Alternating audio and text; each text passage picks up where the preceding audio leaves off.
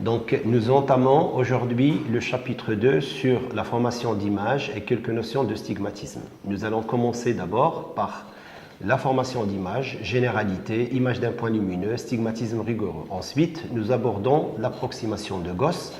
Donc, on définira le stigmatisme approché. Ensuite, on va établir les conditions d'approximation de Gauss pour finalement arriver à la notion du réel et du virtuel dans le paragraphe 3. Donc, quelques généralités et quelques applications.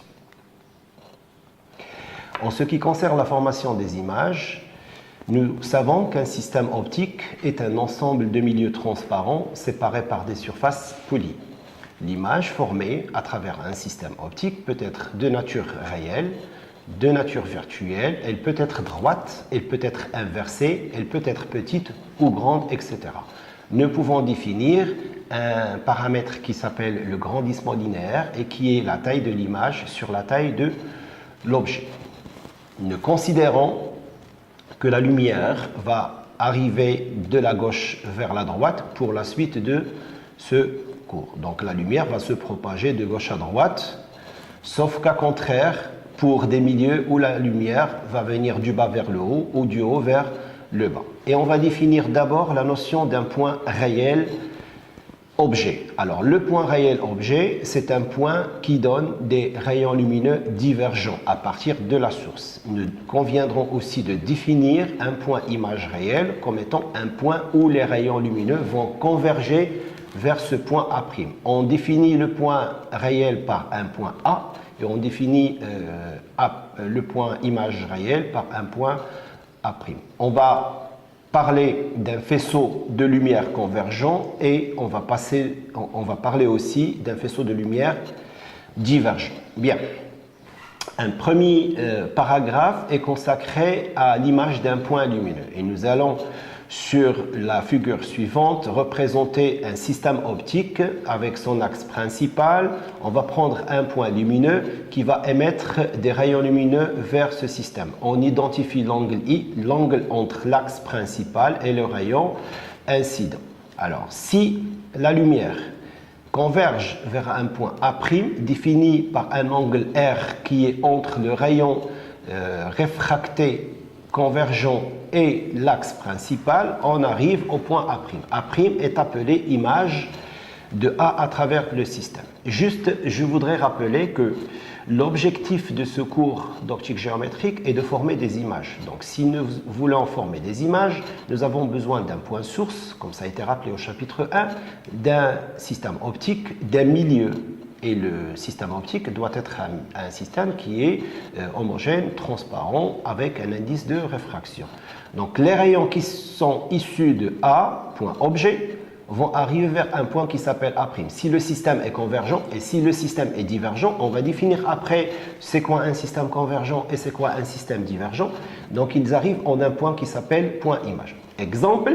Si vous êtes debout devant une piscine et qu'une pièce de monnaie se trouve dans cette piscine et que l'eau est claire et bien transparente, si vous observez la pièce de monnaie, vous aurez donc cette sensation d'observation d'une pièce qui est au fond un petit peu déformée, plus proche de la réalité, parce que la lumière va arriver sur la pièce et sera réfléchie vers les yeux. Et dans ce cas, l'image que vous observez est une image qui arrive d'un objet au fond de cette piscine. Donc c'est une image qui arrive vers les yeux et c'est une image qui est virtuelle. Donc, par exemple, si vous observez un objet à travers une loupe, vous allez recevoir sur l'œil, sur la rétine, cette image. Cette image est aussi considérée une image virtuelle. Par contre, si vous utilisez une lentille convergente et que vous placez un objet bien avant le foyer objet de cette lentille, vous allez recevoir une image qui sera de nature réelle et qui sera par contre projetée sur un écran. Alors, avant d'entamer de manière générale ce que c'est que l'objet, l'image réelle et ou virtuelle, nous allons parler un petit peu du stigmatisme. Et sur la figure que nous représentons, on va considérer deux points objet et image qui sont dits points conjugués, rigoureusement stigmatiques pour le système S, si tous les rayons qui sont issus de A, quelle que soit l'incidence, convergent après la traversée du système optique vers le même point A'. Si nous avons un point unique A' pour un point objet A, nous considérons que le système optique est un système qui est rigoureusement stigmatique pour le couple de points objet et image conjugués. Par exemple, on peut voir sur la figure suivante le cas du miroir plan. Si nous considérons un miroir plan et qu'un objet lumineux, on voit un pinceau lumineux vers ce miroir. Donc l'image formée, le point objet est réel et l'image formée sera virtuelle, et que tous les rayons incidents qui sont issus de A, quelle que soit leur incidence, vont donner un seul point et unique A'. On dira que le miroir plan est un miroir qui est rigoureusement stigmatique pour tous les points de l'espace. Sauf que quand on étudie l'optique, on aura affaire aux lentilles, prisme, lame à face parallèle, dioptre plan, dioptre sphérique, miroir sphérique, et on n'a pas forcément cette notion de stigmatisme rigoureux pour l'ensemble des points.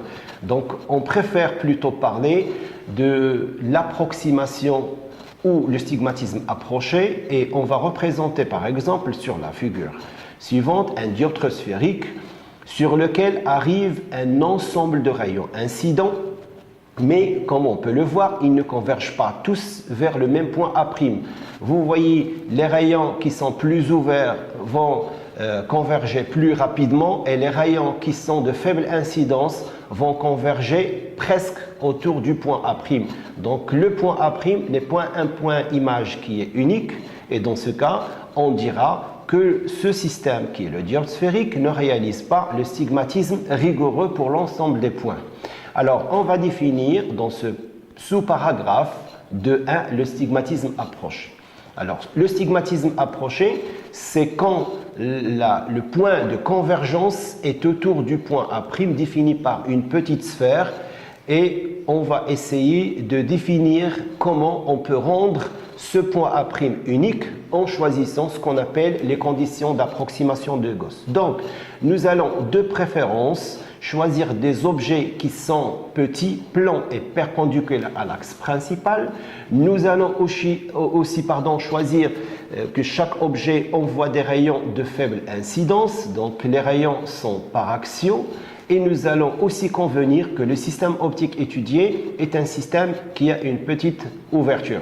Donc juste pour que l'approximation permet d'obtenir un point A' unique. C'est ce qu'on appelle les conditions de Gauss.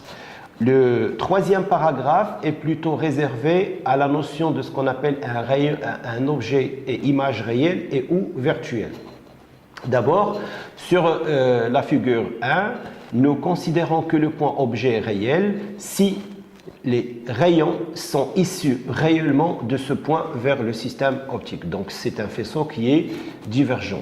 Nous considérons aussi que le point objet est virtuel si les rayons semblent provenir de ce point. Ils ne viennent pas réellement vers ce point, mais semblent provenir vers ce point qui est plutôt, lui, disposé d'un espace image-objet virtuel. Alors, la notion de point image, comme ça a été rappelé, réel, si les rayons convergent réellement, et c'est la figure numéro 3, vers ce point. Et enfin, on va définir le point image virtuel. C'est un point pour lequel les rayons lumineux qui en proviennent ne passent pas réellement par ce point de convergence, et ainsi nous définissons le point image virtuel. Alors, pour situer l'ensemble de ce qu'on vient de dire en ce qui concerne les espaces des objets réels et des images réelles, espace virtuel objet et espace virtuel image, je représente sur ce schéma un système optique sur lequel arrive de la lumière incidente de la gauche vers la droite et converge vers un point qui se trouve sur la droite. Le premier espace est défini comme étant l'espace des objets réels, et le second espace est défini comme étant l'espace d'images réelles. Alors, si nous avons un objet qui n'est pas situé sur l'espace des objets réels et qui se trouve sur la droite, il sera considéré un objet virtuel. Et inversement, si l'image n'est pas située dans l'espace des images réelles, elle sera considérée comme étant une image virtuelle. Et dans ce cas, nous définissons les deux parties espace image virtuelle et espace objet virtuel. Ça, c'est pour le cas de la réfraction.